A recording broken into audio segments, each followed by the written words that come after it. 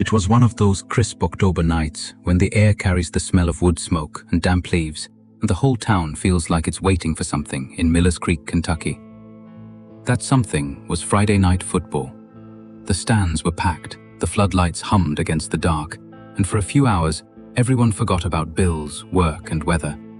You could hear the band echoing through the hills, and down near the snack stand, 4 friends lingered long after the final whistle. Evan Blake, the quiet one with the easy grin, tossed his truck keys in the air. His best friend, Josh Carnes, older by a year and always the loudest in the group, teased him about his driving. Mia Dalton, the honor student who never missed a game, laughed and tucked her hair behind her ear, while Claire Rivers, shy, artistic, and fiercely loyal, wrapped her jacket tighter against the cold. They'd grown up together, gone to the same church, same school, same back roads, parties that never made it into the town paper. That night, they were just 4 kids celebrating another home win, chasing a sense of freedom that comes only at 17. When they left the parking lot around 9:30 p.m., Evan's blue '89 Chevy Blazer rumbled out behind the last of the school buses. They'd planned to take the long way home, past the diner and gas station, back into town. But somewhere between laughter and impatience, Josh suggested they take the shortcut. Locals called it Devil's Bend, an unpaved road that wound through old mining land, cutting nearly 20 minutes off the trip. Everyone in Millers Creek knew the stories about it. The washed-out bridge, the blind turns, the heavy fog that settled there every fall. It wasn't haunted, not really, but people said the woods didn't like to give things back. Still, to 4 teenagers who'd grown up on those roads, it didn't seem like a big deal. It was a route they'd taken before once during summer to watch fireflies over the ridge. The last confirmed sighting came from the old gas station on Route 12. The owner, a man named Ray Larkin, remembered them coming in around 9:42. He said they bought sodas, chips, and a pack of gum. They were laughing. Nothing seemed off. Evan even asked him if the road past Hollow Creek still connected to 52. Ray told him it did. As long as they didn't miss the left turn after the Iron Bridge, that was the last time anyone saw them alive. By midnight, when the Blakes realized Evan hadn't come home, they figured he'd stayed at Josh's. When Josh's parents called the next morning asking the same question, panic started to set in. Mia's mother drove the route twice, stopping at every curve, every turnout, shouting her daughter's name into the dark. Claire's father checked with the sheriff's office before dawn. None of the kids had shown up for their Saturday shifts or church practice. Their beds were untouched. Their phones rang endlessly in empty rooms. Every case you hear on this channel isn't just a story. It's weeks of research, cross-checking facts, verifying records, and piecing together fragments of real lives that were lost. Each episode takes us nearly 15 to 20 days of work, long nights, quiet hours, and countless moments spent chasing the truth. We do this because these stories matter, and because somewhere out there, someone deserves to be remembered. If you want us to keep uncovering the truth behind these mysteries, then please take a second to subscribe, like this video, and tell us in the comments what part of today's case hit you the hardest. Your support isn't just a number, it's the reason we keep going. Now, let's get back to the case. By 6 a.m., the sheriff's department declared the teens missing. A dozen volunteers gathered at the high school parking lot as word spread through town. By mid-morning, the air buzzed with the sound of engines and radio chatter. Deputies mapped out a 30-meter radius around Millers Creek, tracing every possible route from the football field to their homes. The terrain made it nearly impossible. Dense woods, narrow ravines, dozens of unmarked trails left behind by decades of mining trucks. Locals joined the search, walking through briar and mud, calling out names that echoed and died in the hollows. For days, all anyone found were tire marks that led nowhere, a crushed soda can that could have belonged to anyone, and miles of silence. Helicopters scouted from above, dogs were brought in from Lexington, but the forest seemed to swallow every sound and scent. Then came the false leads. Someone reported seeing a blue SUV near the quarry past Route 9, but when officers arrived, it was an old Ford left to rust. Another witness swore they'd seen 4 kids walking near a rest stop outside town. Deputies chased the tip to the state line. Nothing. Every sighting faded the moment it was investigated. By Sunday night, the first vigil formed at the high school bleachers. Parents clutched each other's hands, candles trembling in the wind. Teachers cried quietly. Sheriff Howard Crane promised the families they'd keep searching until we bring them home. But as days turned into weeks, hope began to fracture. Reporters from Lexington came and went, filming the creek crossings, the empty fields, the worried faces. The story of 4 teenagers vanishing off a known road made headlines for a few days before it sank beneath newer stories. But in Miller's Creek, it didn't fade. Every parent started warning their kids not to drive alone at night. Every time headlights appeared in the fog, people stopped and stared, hoping for something, anything. The woods along Devil's Bend grew quieter that fall. Searchers said the road felt different after that, like it remembered them. Some of the volunteers swore they could still hear echoes when the wind hit just right. A faint laugh, an engine hum. But the mind plays tricks and you want answers that aren't there. Weeks later, when the official search was scaled back, Sheriff Crane stood at the top of a ridge overlooking Hollow Creek Road. Below him stretched miles of wilderness, thick and unmapped. Somewhere down there, he believed, was the Blazer, but without tracks, debris, or witnesses, it was like the earth had simply swallowed it whole. That winter, the missing posters yellowed on telephone poles. The high school yearbook left 4 pages blank in remembrance. Families learned to live with unanswered questions. But every time the wind blew through the valley, it carried that same haunting whisper. 4 kids drove into the dark and never came back. And just when the town started to quiet down, one strange detail would surface. A report from a driver passing Hollow Creek that night. He'd claimed to see faint headlights flickering between the trees, then vanishing all at once. It had been dismissed at the time, but years later, that detail would come back, forcing investigators to ask a new question. What really happened on that back road shortcut? By dawn the following morning, Miller's Creek had turned from a quiet Appalachian town into the epicenter of a frantic search. Sheriff Harold Crane, a man who'd seen his share of missing hikers and car wrecks in the hills, was already out before sunrise.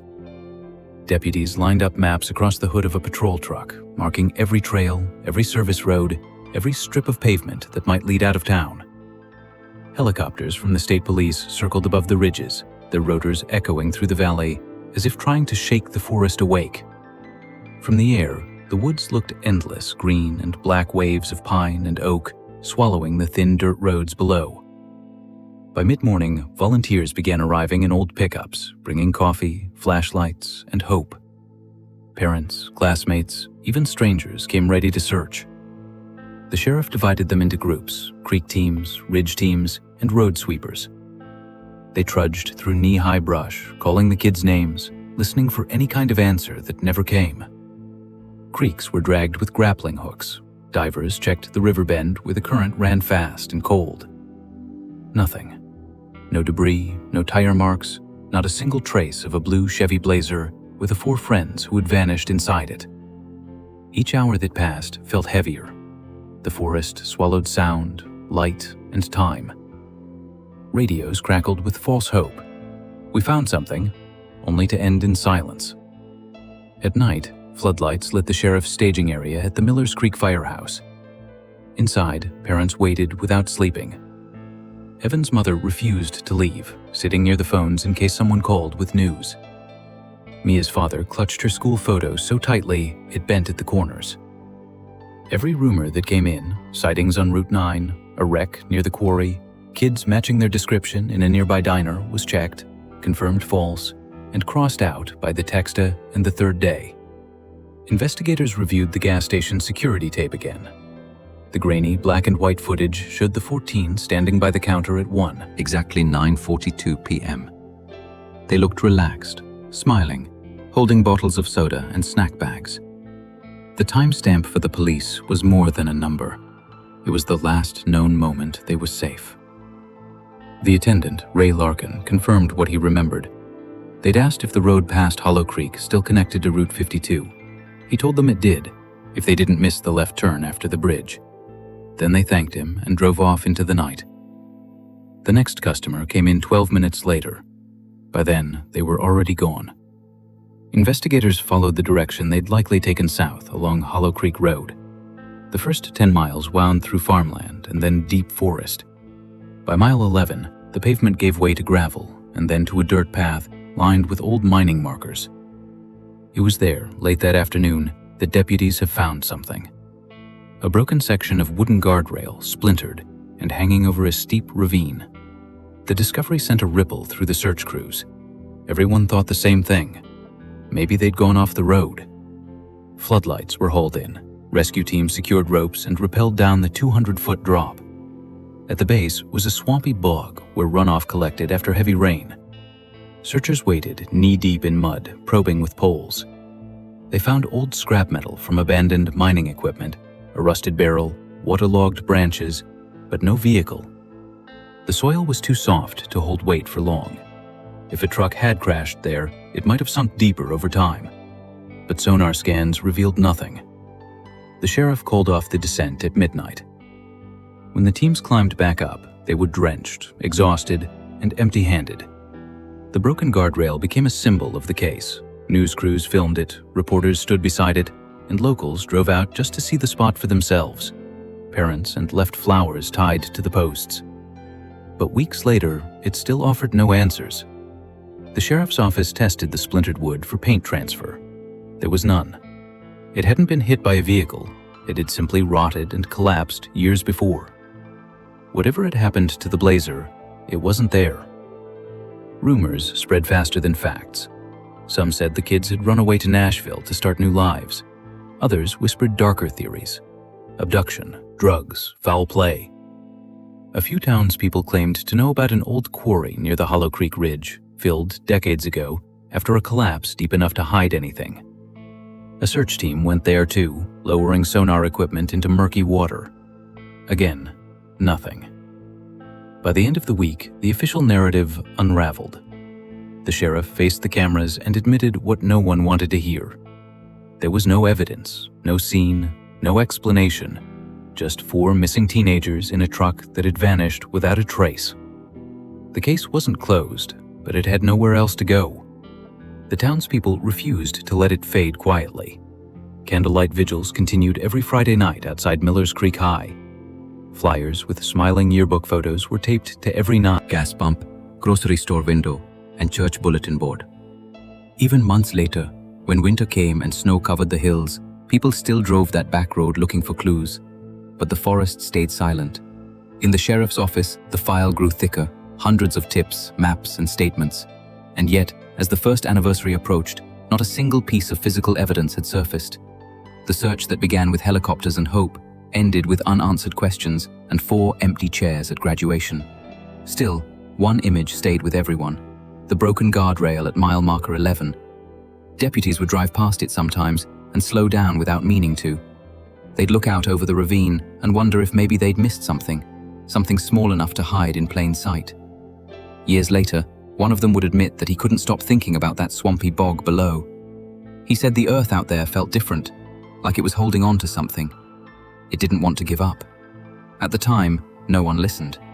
But 13 years later, when the farmer's tractor struck metal not far from that very ravine, every memory of that week came rushing back. As winter settled over Millers Creek, the story of the 4 missing teenagers began to stretch thin between the lines of what people knew and what they needed to believe. The flyers were still taped to the diner windows, but their edges had curled from rain and time. The faces, Evan, Josh, Mia, Claire, looked younger now, as if the world had aged around them. Hope hadn't died all at once. It eroded slowly, like everything else in the hills. By spring of '94, the official search had dwindled to a few exhausted deputies driving the same dirt roads they'd mapped out months earlier. Every tip led to the same silence. Sheriff Harold Crane, now promoted to lead investigator, carried the case file everywhere he went. His wife said he even kept it on the kitchen table during breakfast, flipping through maps and reports as if one detail might have changed overnight. He told her he couldn't let it go. Not when 4 families still had empty chairs at their dinner tables that year. The first real theories began to take hold. The most common one was simple, almost believable.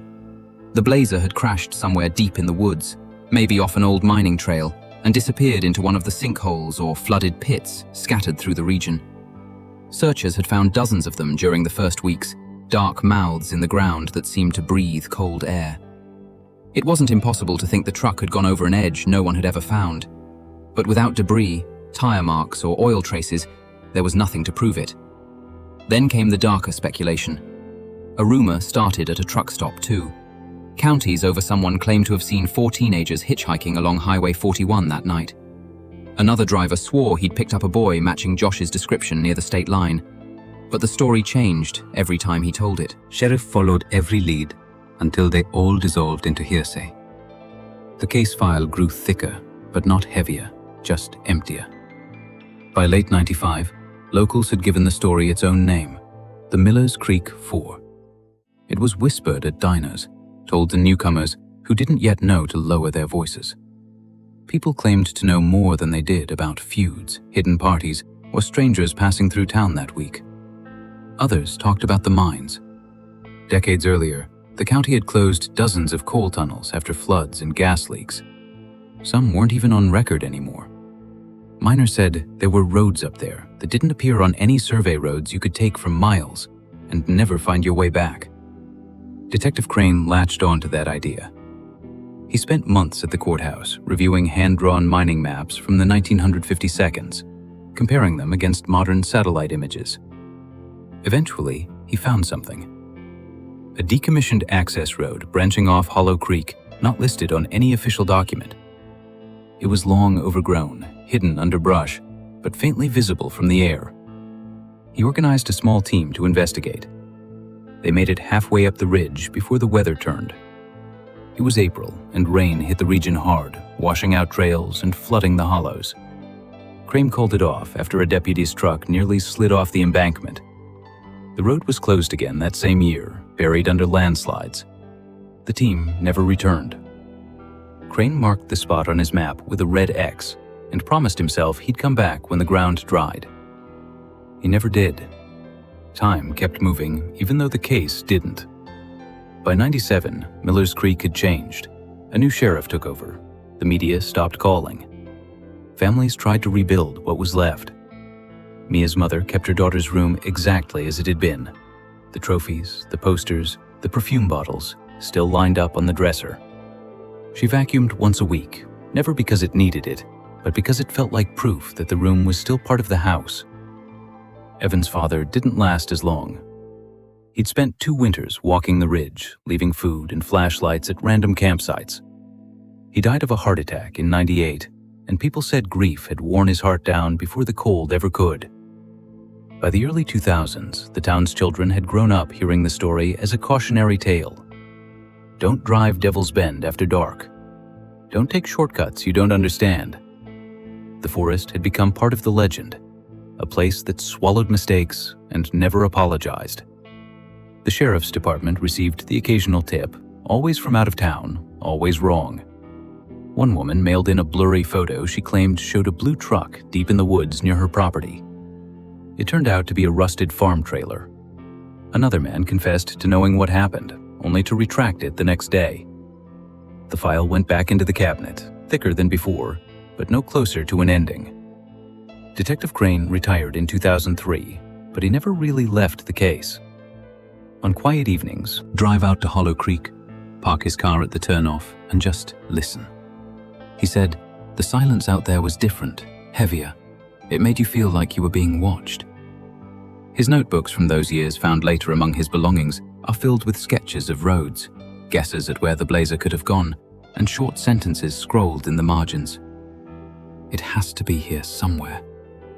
By the 10th anniversary, the Millers Creek 4 was no longer an open case. It was folklore. People would point to the hills and tell newcomers about the night 4 kids vanished on a road that doesn't exist anymore. Some claimed they still saw flickering headlights out there after midnight, weaving through the trees before fading into the dark. But most had stopped looking for ghosts. They were just waiting for an answer.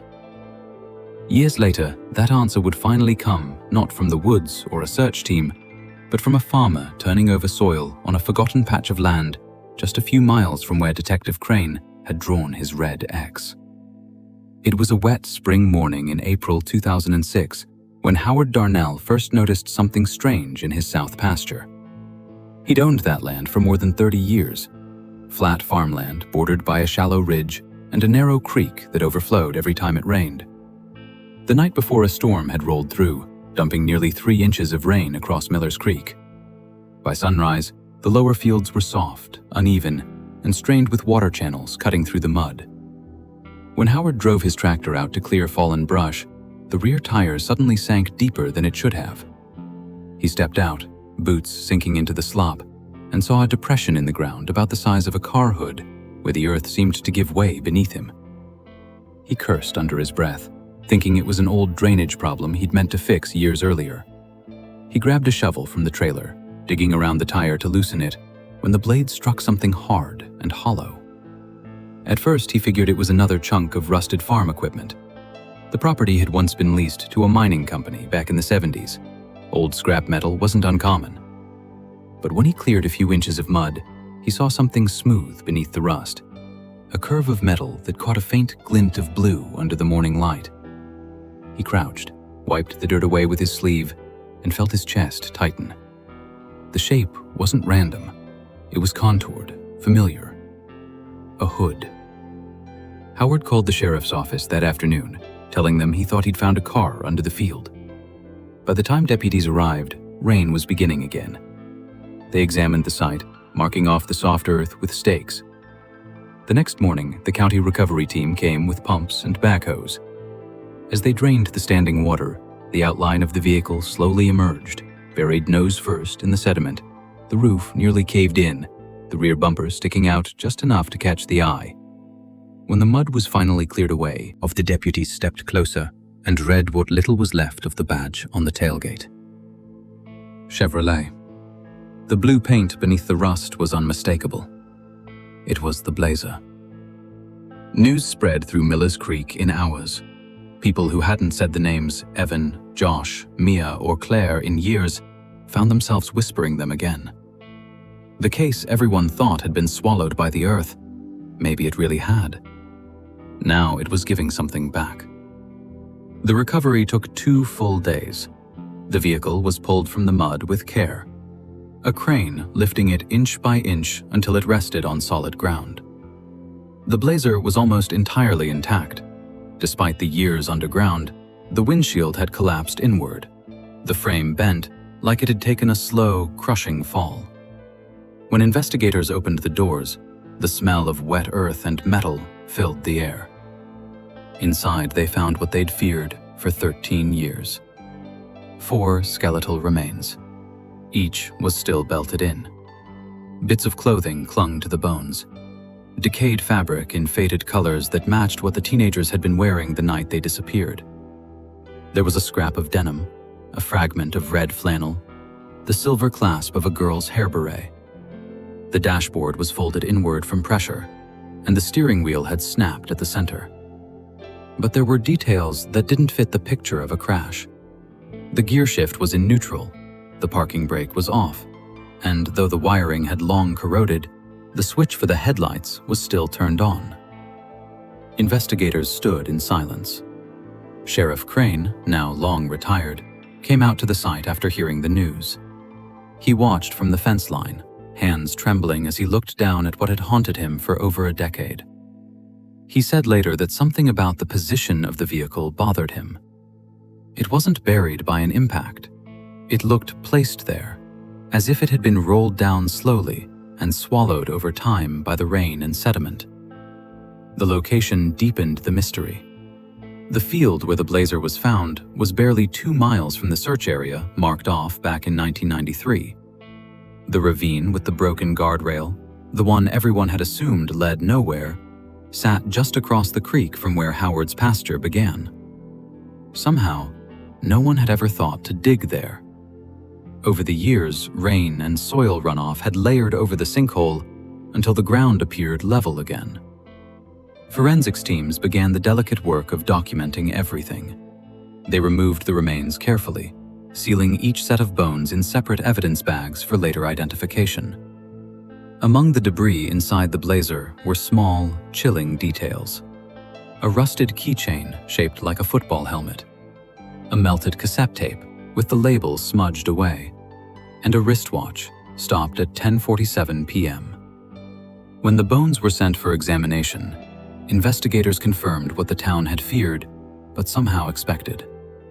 The remains belonged to Evan Blake, Josh Carnes, Mia Dalton, and Claire Rivers. The Millers Creek 4. The discovery that should have brought Closure instead opened new questions. If it had been an accident, why was the gear shift neutral? Why were the headlights turned on? And how did the truck end up in a pasture that wasn't even part of their intended route? Locals gathered near the property line as crews worked. Some brought flowers, others just stood watching in disbelief. For them, it felt like waking up from a nightmare that had never ended. For the parents who were still alive, it was grief reborn. 13 years of not knowing had kept a small flame of hope alive. Now that hope was gone, replaced by the soil of heavy truth that their children hadn't survived that night, but also by the uneasy realization that something about their deaths didn't make sense. As the Blazer was loaded onto a flatbed to be taken to the county forensics lab, Sheriff Crane stayed until the last light faded.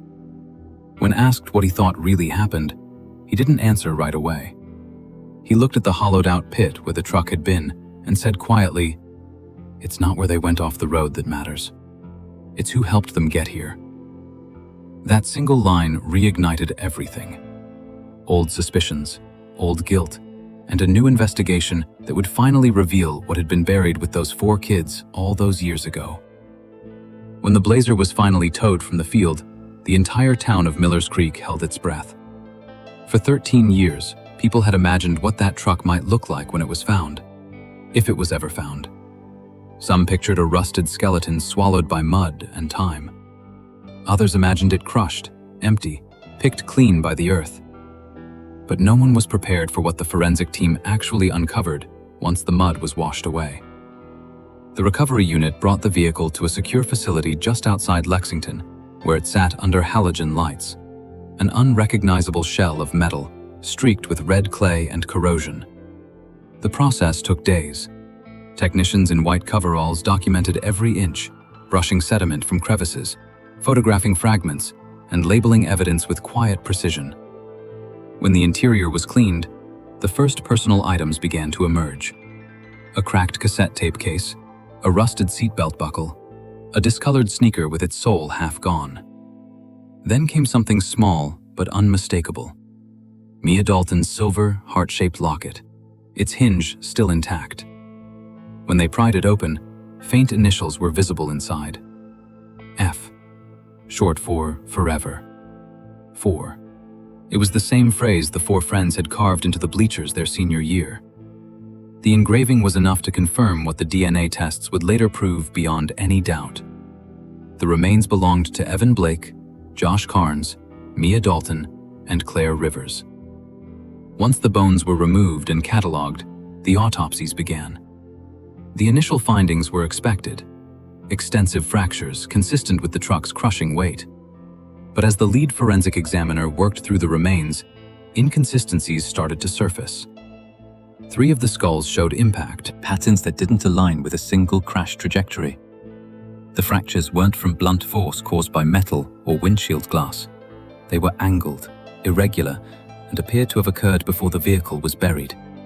More alarming still, one of the victims, Josh Carnes, showed a distinct break in the hyoid bone, the small, U-shaped bone in the neck that often fractures during strangulation.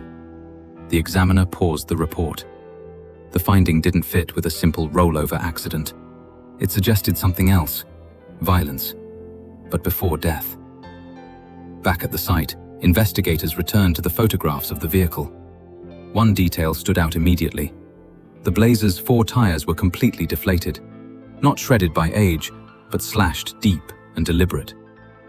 The cuts were too clean, the angles too precise to be caused by years underground. Forensic analysis confirmed the rubber had been sliced with a blade, all 4 tires. Detectives knew what that meant. The Blazer hadn't gone off the road on its own. It had been staged. The discovery shifted the case overnight from tragic accident to homicide. Files that had been boxed and archived since the mid-1992s were reopened. Dust brushed off the edges. Old evidence logs were retyped into digital form. Sheriff Crane, long retired but still sharp, came in to consult. He'd kept every note, every field report. It was in those pages that the team found something overlooked from the original investigation. A witness statement dated the 23rd of October, 1993, 2 days after the Kinneys disappeared. The report came from a man named Ralph Denny, a truck driver who lived on the far side of Hollow Creek Road. He told deputies that on the night of the disappearance, just past 10:30 p.m., he'd heard shouting, multiple voices, and the sound of an engine revving hard before it cut out abruptly. Denny had thought it might have been teenagers partying near the abandoned mine road. The deputies logged his account, but dismissed it when no tire tracks or debris were found nearby. His statement was buried in a supplemental file marked inconclusive. That old report, once ignored, now seemed impossible to overlook. Investigators pulled land records and property maps from the area near Hollow Creek. That's when another detail caught their attention. The tract of land adjacent to the old mining road had once belonged to Gary Blake, Evan's uncle. The connection wasn't new. His name appeared once in early witness logs, but at the time, it hadn't raised suspicion. He'd been interviewed briefly in 1993, claiming he hadn't seen the teams that night and had been out of town on a contracting job. But what the records revealed now was that Gary sold that property less than a year after the disappearance. The sale was sudden and quiet. Within months, he'd relocated to Ohio, leaving no forwarding address. To most, it might have been coincidence. To the detectives who'd just seen proof of slashed tires and possible homicide, it was anything but. A judge granted a search warrant for the land, now owned by a timber company, and a small team was dispatched to investigate. Deep in the woods, behind what used to be a locked access gate, they found remnants of a long-forgotten structure, a narrow maintenance shed built from corrugated metal and pine boards, half collapsed under years of neglect. Inside, the air was thick with mildew and dust. Old paint cans, rope, and mechanical parts littered the floor. But near the far wall, under a collapsed shelf, something caught the light. Small, jagged strips of black rubber half embedded in the dirt. Forensics collected them. Later testing confirmed the fragments were tire rubber cut by a blade, just outside the shed near the tree line. Another discovery sealed the suspicion. Beneath a thin layer of leaves and soil lay a section of a vehicle grille. It was twisted, rusted, and nearly unrecognizable. But the metal pattern matched that of a 1989 Chevrolet Blazer. Investigators stared at the piece, silent. After 13 years, the land had finally given up more than bones. It had started to give up the truth. The evidence was circumstantial, but the connections were impossible to ignore. Gary Blake's land bordered the area where the teens were last believed to have driven. The slashed tires suggested deliberate sabotage. The autopsy pointed to violence before the crash, and the gear shift left in neutral indicated someone had rolled the Blazer into the pit, headlights still on, perhaps hoping it would sink deep enough to vanish forever. For the families, the new revelations were a brutal resurrection. For years, they had accepted the story of an accident, of kids taking a wrong turn on a dangerous night. Now, that fragile piece was gone. The truth emerging from the mud was far darker, one that suggested someone who knew them, someone they trusted, might have been responsible. The county coroner released the findings to the public in late May of 2006. The words hit like a shockwave. Homicide investigation reopened. Reporters returned. Television trucks parked outside the sheriff's office. People who hadn't spoken about the case in years began remembering things. Old arguments, family tensions, strange visits, unexplained repairs. Rumors spread faster than evidence could catch up. But behind the noise, one fact remained. The last road. The teams were seen driving toward Hollow Creek Mine Road, cut straight past the property Gary Blake once owned. And just beyond that property, hidden for over a decade, was the pit that had swallowed their truck. For detectives, the circle had finally begun to close. And as they built their timeline, connecting the broken bones, the cut rubber, and the forgotten shed, they knew one thing for certain. Whoever put those kids in that truck didn't just want to hide them. They wanted to erase them. But they'd failed. Because in 2006, with the mud finally drained and the evidence out in daylight, the truth had started to surface. And it was pointing straight back to someone who had been part of their family all along. By late summer of 2006, the investigation that had once defined Millers Creek's worst tragedy was suddenly alive again. The discovery of the blazer, the forensics, the tire evidence, it had all reopened wounds the town thought had healed. But now detectives had a name, a link, and a reason to believe the truth had been there all along. Gary Blake Evans' uncle was living in a modest home outside Columbus, Ohio. He'd been gone from Kentucky for nearly 12 years, remarried, working quiet jobs under his own name. To the outside world, he was just another man who'd left small-town life behind. But to investigators, he was the final piece of a puzzle that had haunted them for over a decade. 2 detectives from the Kentucky State Police drove north to interview him. What started as a courtesy visit quickly turned into something more. Gary looked older than they remembered from the photos in the original file. His hair grayed, his hands trembling slightly as he poured coffee.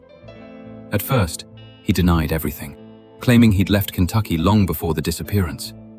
But when the investigators placed the photographs on the table, the rusted blazer, the shed on his former property, the slashed tire fragments found beneath the dirt, something in him changed. His eyes stayed fixed on the images for a long time. Then he set his cup down, folded his hands and said quietly, "That night wasn't supposed to go that way." The confession came slowly, pieced together in fragments. Back in October of 1993, Gary had been drinking heavily. His property bordered the old Hollow Creek mine road, and he often complained that kids from town used it as a shortcut to get to the main highway. He'd had tools stolen before, floodlights, gas cans, even a generator, and he'd become paranoid about trespassers. That night, when he saw headlights bouncing along the ridge near his storage shed, he grabbed a flashlight and a wrench and went to confront whoever was out there. It was Evan's truck, his own nephew behind the wheel. The 4 teenagers had decided to take the shortcut through his land, just like others had done before. Gary said he yelled for them to leave, but they laughed, thought it was a joke. The argument escalated fast. Words turned to shoving. One of the boys, he couldn't remember who, grabbed his arm, and in the chaos, Gary swung the wrench. He said he hadn't meant to hit anyone, but when the sound echoed through the trees, everything went still. Evan fell, blood at his temple. The others panicked. Mia screamed. Josh tried to run toward the truck, but Gary blocked him. He remembered shouting, trying to calm them down, telling them it was an accident. But in his drunken haze, the panic grew until it became something else, something colder. He realized what would happen if anyone found out. His record, the drinking, the temper, it would all come out. He claimed that what he did next was pure fear. He loaded the unconscious teens into the blazer, one by one, Evan in the front seat, the others in the back. He didn't check their pulses. He didn't want to. The storm was starting, the wind carrying mist off the ridge, and in that moment, he made a decision that would bury 4 lives, and his own, for the next 13 years. He drove the blazer down to the lowest part of his property, near the old flooded pit left over from mining runoff. He said he thought it would look like a crash site, that maybe the rain and mud would cover the evidence. Before he rolled the truck forward, he reached inside with a pocket knife and slashed each tire, front, back, all 4. He shifted the truck into neutral, turned the headlights on, and let it go. The blazer slid into the muck slowly, almost silently, until only the glow of the lights was visible above the waterline. Then those 2 disappeared. Gary sat on the ridge for hours after, drinking from a half-empty bottle until the rain washed most of the mud away from his hands. By dawn, he'd convinced himself it would all vanish with the storm. A week later, when the search began, he told anyone who asked that he hadn't been home that night. He even helped pass out flyers, just like everyone else. 13 years later, He was sitting in an interrogation room with his head in his hands. When detectives asked him why he never came forward, he didn't have an answer beyond, "I thought it was done. I thought it was buried." Gary Blake was arrested and charged with 4 counts of manslaughter and obstruction of justice. His confession matched the forensic evidence almost exactly. The broken skulls, the slashed tires, the neutral gear shift, the headlights left on. The town that had once mourned an accident now had to face a far uglier truth. The killer hadn't been a stranger or some drifter passing through. It had been family. When the case finally went to court later that year, few people from Miller's Creek could bear to attend. The families had waited too long, carried too much. Some wanted justice, others only wanted silence. The jury deliberated for just 6 hours before delivering the verdict. Guilty on all counts. Gary was sentenced to 25 years in state prison. He would be eligible for parole at 74. The day the verdict was read, a small crowd gathered near the field where the Blazer had been pulled from the mud months earlier. There were no reporters this time, no cameras, just the families, a handful of deputies, and Sheriff Crane standing at the edge of the property he'd walked 100 times before. Crews were finishing the final recovery, removing what was left of the vehicle. The families had been allowed to visit once more before it was taken for storage. No one spoke for a long time. The wind rustled through the grass, and the faint hum of machinery carried across the field. Crane, now older, slower, and long retired, looked out over the landscape that had held its secret for so long. "The woods kept their secret," he said quietly, "until they were ready to give it back. It was the kind of closure no one wanted, but it was closure all the same. The answers had come too late for forgiveness, too late to fill the years lost to silence. But for the first time since 1993, there were names on the graves instead of question marks. And the story that Faith and haunted Miller's Creek could finally be told in full. In the end, the case became more than a tragedy. It became a warning about the dangers of anger left unchecked, about how fear can twist a moment of panic into something irreversible, and about how one shortcut taken on a familiar road can lead somewhere you can never come back from. Even now, locals say the fields near Hollow Creek feel different after dark. There are no strange lights, no ghost stories, just the uneasy stillness of a place that remembers. The same woods that hid the truth for 13 years now stand silent, watching over the spot where 4 young lives ended and one man's guilt began. And for Miller's Creek, the mystery that had defined a generation finally had an answer. One that would echo through the town long after the mud dried and the headlights faded for.